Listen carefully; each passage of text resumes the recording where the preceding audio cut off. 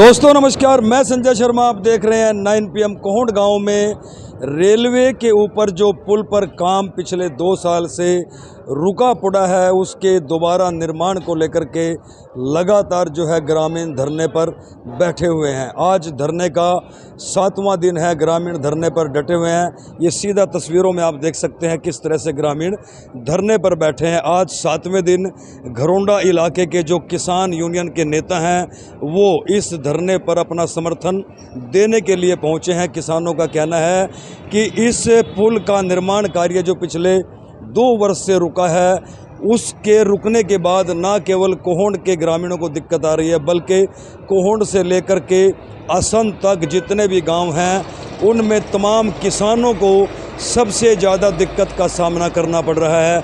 आइए सीधा चलते हैं और किसान नेताओं से बात करते हैं कि आज उन्होंने जो धरने में समर्थन दिया है उनका क्या कहना है। तो धरने में किसान यूनियन के नेता पहुंचे हैं, जगदीप सिंह ओलख और उनकी पूरी टीम, घरोंडा इलाके के तमाम किसान नेता इस धरने को समर्थन देने के लिए पहुंचे हैं। तो जगदीप सिंह ओलख से बात करते हैं। आज कोहंड के ग्रामीणों के साथ धरने पर बैठ गए हैं, समर्थन दे दिया है। जगदीप जी, कोहंड के ग्रामीण लगातार धरने पर बैठे हुए हैं, पुल पर निर्माण कार्य बंद है, आज आपने समर्थन दिया, क्या कहोगे?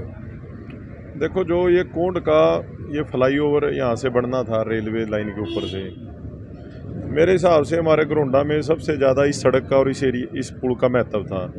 क्योंकि हमारा जो ये पूरा इलाका है, ये बाकी सारे हरियाणा से आप बात करो, जींद, हिसार, हांसी, इस सारे इलाके से इसी रास्ते से ये स्टेट हाईवे है, इसी रास्ते से जुड़ा हुआ था। अब ये हमारा फ्लाईओवर का काम 2020 से 2 साल हो गया, ये काम बिल्कुल ठप पड़ा है।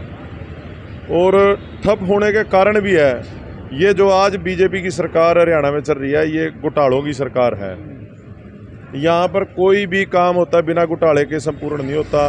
अब इसमें भी इन्होंने पता नहीं किस वजह से, इनके पास कोई जवाब नहीं है भाई ये 2 साल से क्यों ठप पड़ा है, अभी तक काम चला क्यों नहीं।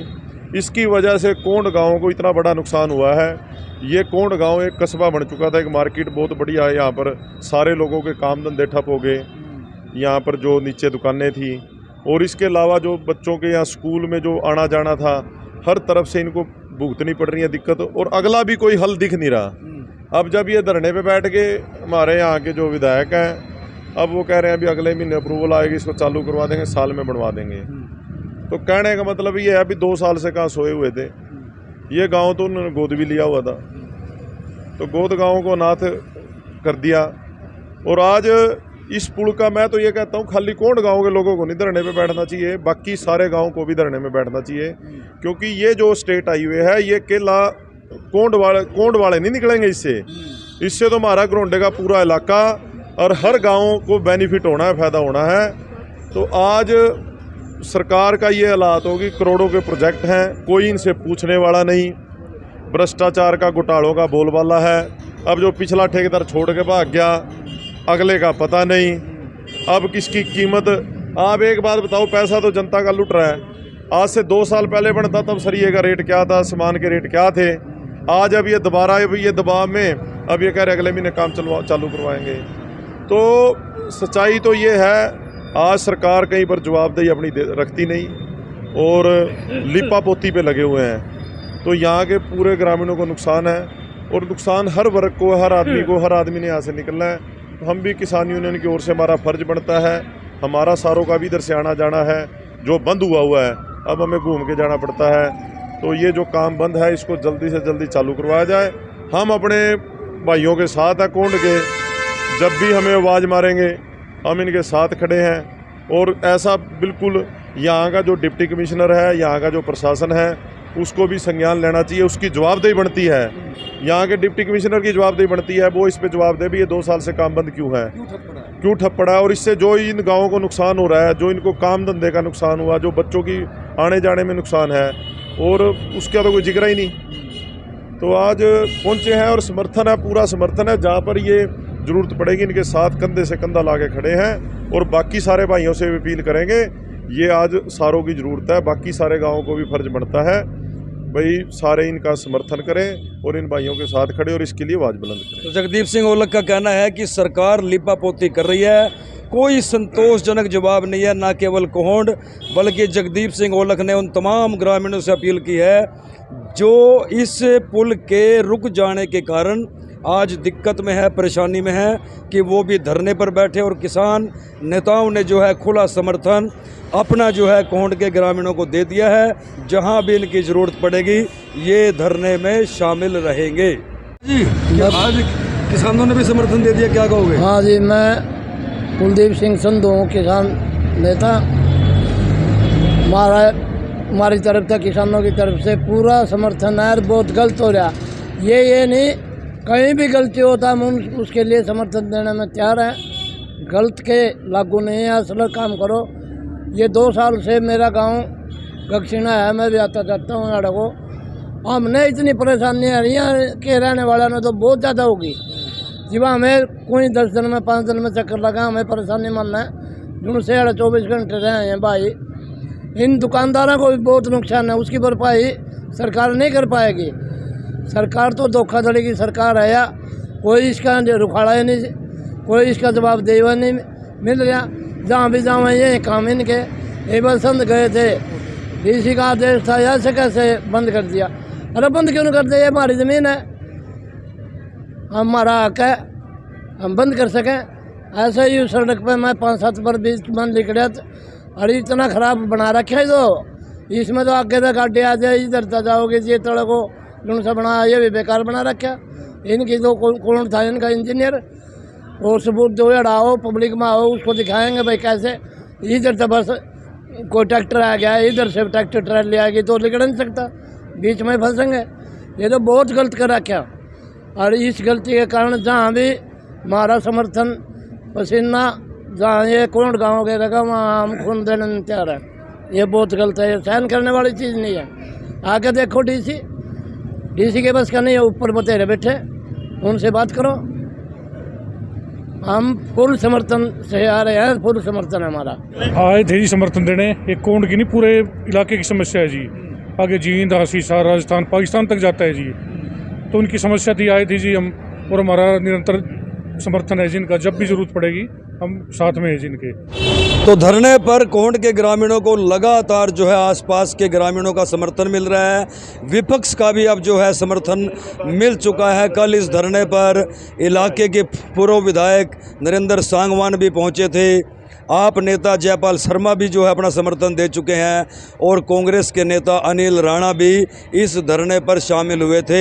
आज किसान नेता पहुंचे हैं अपनी पूरी टीम के साथ। जगदीप सिंह औलख पहुंचे हैं और ऐलान कर दिया है कि बिल्कुल भी गलत बर्दाश्त नहीं किया जाएगा, और ग्रामीणों के साथ ये कंधे से कंधा मिला करके चले हैं। अशोक मित्तल जी, लगातार समर्थन मिल रहा है, आज किसान नेता भी बीच में पहुँच गए हैं, क्या कहोगे? सबसे पहले तो पत्रकार महोदय, मैं अपने किसान भाइयों का बहुत बहुत धन्यवाद करता हूं कि इन्होंने गांव कोंड की नहीं, और देखो कितनी समझदारी की बात है, पूरे हलके की और पूरे हरियाणा की समस्या है, क्योंकि ये रास्ता राजस्थान तक जाता है, पाकिस्तान बॉर्डर तक भी जाता है। सबकी समस्या, ये कोंड गांव की समस्या नहीं है।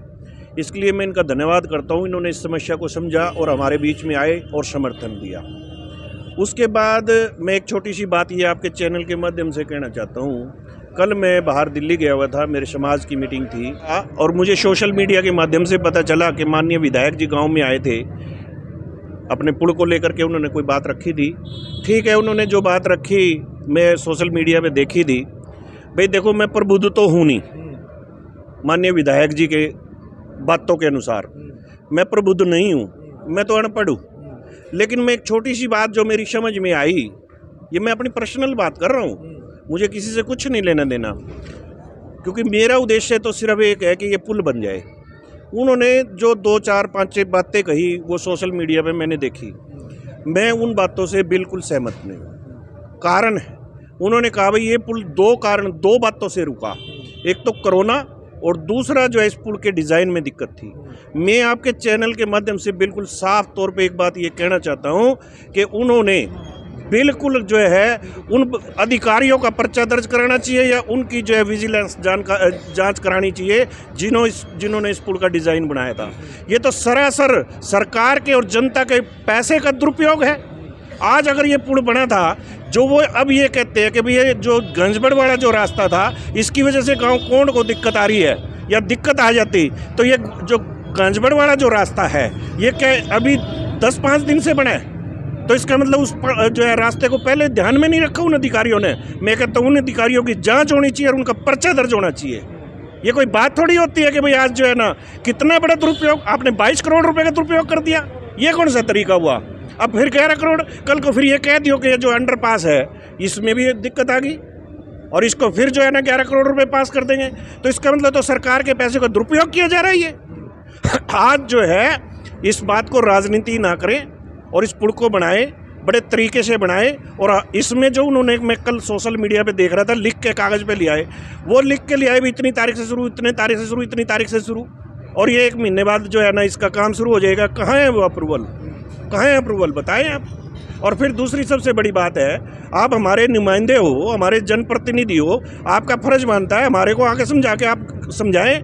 गाँव में आए, समझा के और उनको चले गए। अरे भाई ये भी तो आपके भाई हैं, ये भी तो वोटर हैं आपके, अब तो आप सबके जनप्रतिनिधि हो।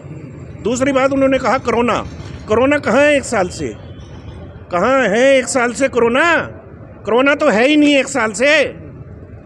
हम राजनीति नहीं कर रहे। जिस दिन राजनीति करने पे आएंगे ना, हमारी दुकानें हैं यहाँ पे, दुकानों को बर्बाद करके रख दिया इस मार्केट को। ये घरोंडा की तरह एक बहुत बड़ी मार्केट बन गई थी। 50-50 लाख की दुकानें, 5-5 लाख की दुकानें रहेगी। हम राजनीति नहीं करना चाहते पत्रकार महोदय, ना मैं कोई लेना है राजनीति से। आज धरना स्थल पे आके जितने भाई बैठे हैं उनको जो है ना क्या नाम समझाना नहीं चाहिए था? वो जनप्रतिनिधि हैं, उनकी जिम्मेवारी नहीं बनती थी? आए, कोई लड़ाई थोड़ी है, भाईचारा है। आदमी समस्या रखेगा, बात करेगा, एक दूसरे की बात समझेंगे, काम निपटाएंगे। ये कौन सा तरीका है? बिल्कुल मैं उनकी दोनों बात से कतई सहमत नहीं। ना 1 साल से कोरोना है और ना ही जो है ना क्या नाम जो ये बिल्कुल जो उन्होंने ये कहा है कि इसमें कोई टेक्निकल प्रॉब्लम थी उसकी वजह से दोबारा डिज़ाइन है, बिल्कुल गलत है। उन अधिकारियों की जांच करानी चाहिए। तो फिर वो अधिकारी किस चीज़ के, वो इंजीनियर किस चीज़ के, किसने बनाया इस डिज़ाइन को? पहले क्यों नहीं देखा? और रही बात जो अंडरपास की, वो कह रहे हैं ना चौड़ा कर देंगे, ये अंडरपास तो कोंड गांव के लिए नाशूर बनेगा।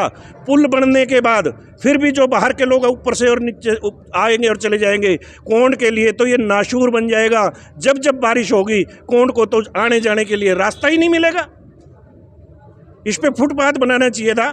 आज एक बार ये पुल है, हल क्या है? धरना कैसे खत्म हो? ये धरना जब खत्म होगा जब बिल्कुल पुल बनना शुरू हो जाएगा, उससे पहले कोई धरना खत्म नहीं होगा। विधायक जी गाँव में आए थे, बोल गए भाई ये 15 जून तक स्टार्ट हो जाएगा।